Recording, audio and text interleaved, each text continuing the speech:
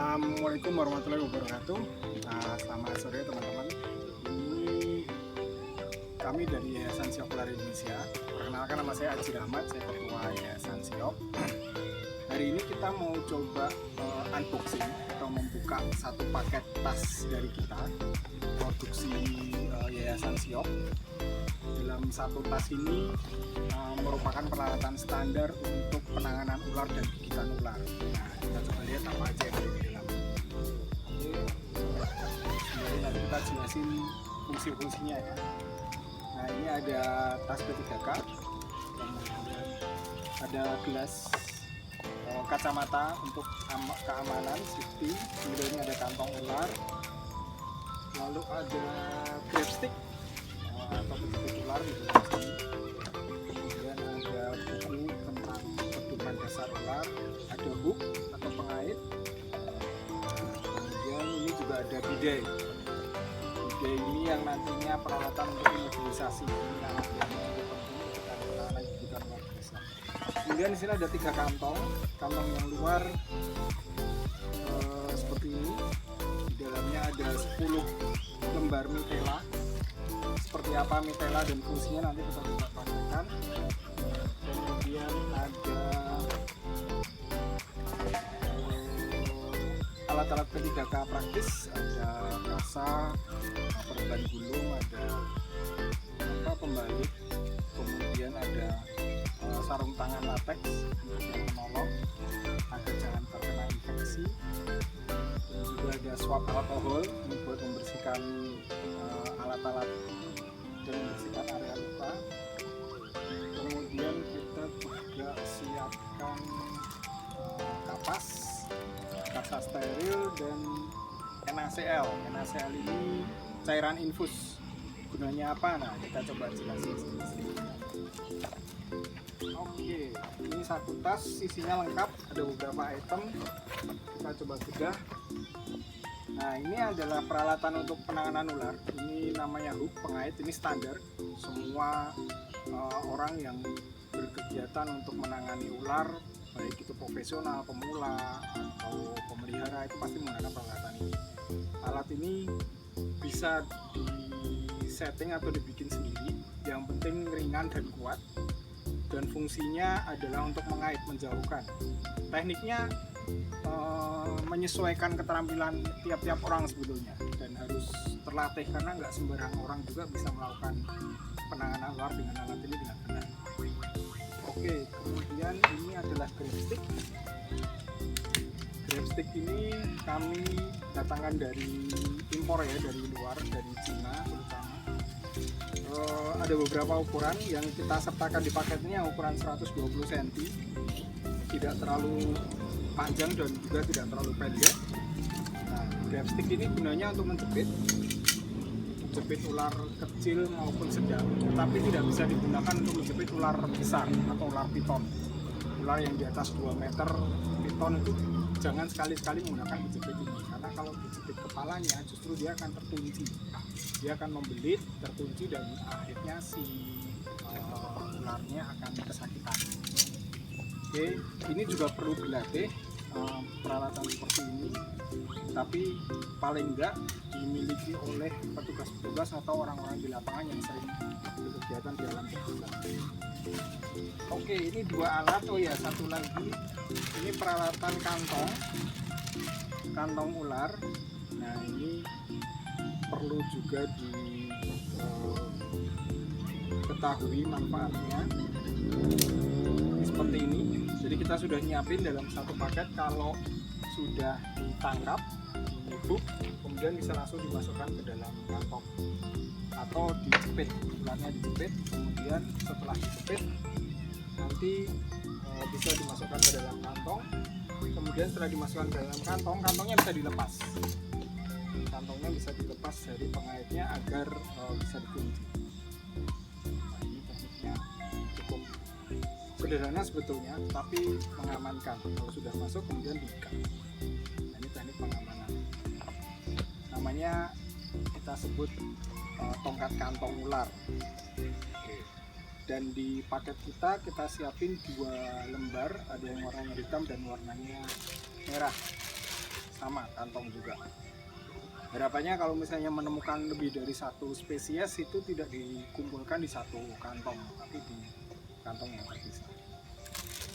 Oke, ini peralatan untuk penanganan. Jadi ada ini, oh ya, dan satu lagi kacamata. Jangan lupa ini kacamata safety biasa aja.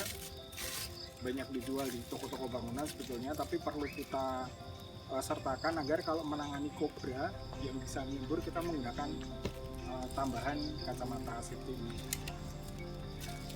Oke, kemudian untuk penanganan gigitan. Nah, pada saat kita menangani ular, kadang-kadang kita kena resiko. Resiko itu bisa gigitan ular tidak berbisa atau ular berbisa tinggi, fenom yang justru berbahaya kalau penanganan kita salah di awal-awal. Karenanya kita juga menyertakan peralatan-peralatan standar yang sekarang di-update oleh WHO 2016 hanya menggunakan teknik imobilisasi atau menggunakan bidet sepalet. Ini bidenya kita sudah siapkan. Bidet ini standar medis, memang sering dipakai untuk medis, kayu yang sudah dilapisi oleh busa ringan. Misalnya jempol saya kegigit kobra, maka sebelah sini di bidet. Nah, pembidean ini harus direkatkan atau dipasang dengan menggunakan mitela. Nah, mitela yang sudah kita siapkan ada 10 buah. Ini salah satu saya coba buka. Cara melipatnya disebut lipatan 8. Jadi cukup mudah, nggak perlu disetrika. Kalau kita di lapangan cukup ujung ini ditaruh di tengah, kemudian ini lipatan 1,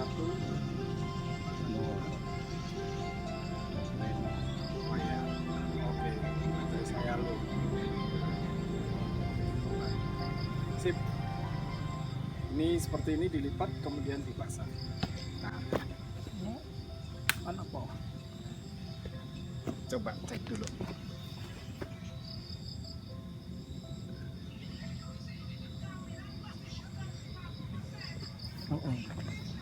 Tadi ternyata mati power. Oke, ini adalah proses mengikat. Jadi kalau misalnya tangan saya diikat, ditaruh di lipatan seperti ini, dua, kemudian di tengahnya diberi ikatan. Jadi kedua bilah ini diikat jadi satu. Nah, satu lengan ini butuh 3 paling enggak, butuh 3 mitela. Kita sertakan 10. Nanti kalau misalnya ada korban di kaki, ya kita pasang 5 dari bawah sampai atas. Kalau di kaki menggunakan bidet yang lebih panjang. Ini peralatan standar yang kita sertakan di paket. Kemudian ada obat-obatan ringan. Ini antiseptik. Kalau misalnya itu gigi yang tidak berbisa, bisa dibersihkan dengan pasta steril atau dengan perban, atau ditutup dengan elastis, ya, kain elastis ini. Nah, kalau NaCl biasanya standar di medis digunakan untuk membersihkan mata ketika kesembur kobra.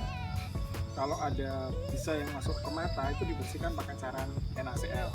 Tapi kalau kita di lapangan, NaCl ini bisa diganti dengan air mineral atau air mengalir antara 5-7 liter. Jadi tidak harus menggunakan NaCl. Tapi kalau di medis memang akan support dengan NaCl atau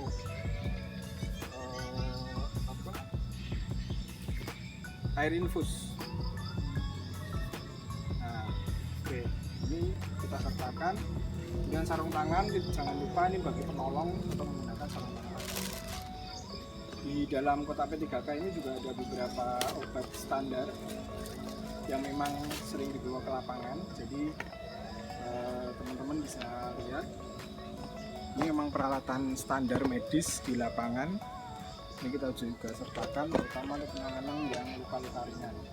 Yang tidak boleh dilakukan ketika digigit ular berbisa tinggi adalah diiris atau diikat dan disedot. 3 hal itu sudah nggak boleh menurut update WHO. Jadi kita menggunakan peralatan standar. Oke, alat-alat ini ada di dalam satu kantong. Memang sengaja kita kemas ringkas dan mudah dibawa agar pada saat di lapangan tidak kesulitan membawa peralatan yang cukup banyak. Terutama ini bagi teman-teman yang aktif di kegiatan di alam terbuka, cinta alam, atau mungkin yang memang bertugas di bagian safety, first aid,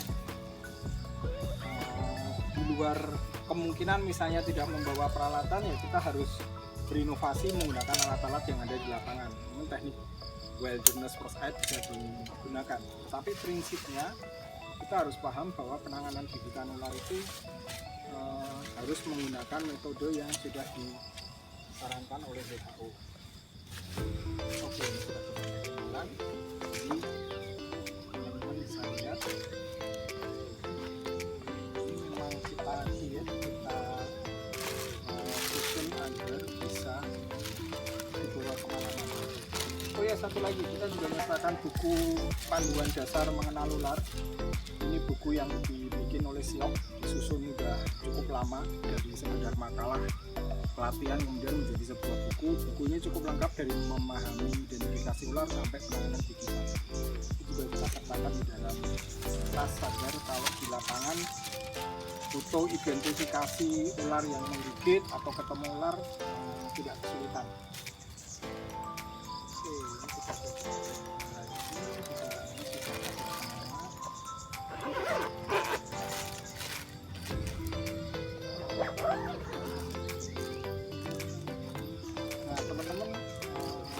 apapun yang dilakukan untuk menangani ular, mau menggunakan media atau peralatan apapun, memang sebaiknya dilakukan oleh orang yang terlatih atau orang yang mengetahui karakter ular. Karena kalau mau handling ular pakai tongkat, pakai bambu, atau pakai botol, pakai tempat-tempat roti, itu bisa asal punya mental yang bagus dan tekniknya benar. Kalau tidak benar, nanti khawatir akan merugikan diri sendiri dan justru malah berbahaya buat si snake handler saat menangani ular. Jadi kita harus paham peralatan standarnya, dan sebisa mungkin memang perlu berlatih yang cukup intensif agar si ular tidak tersakiti dan si penolong juga tidak mengalami kesulitan. Karena menangani ular itu cukup berisiko. Kita khawatir kalau menanganinya salah nanti justru malah berbahaya.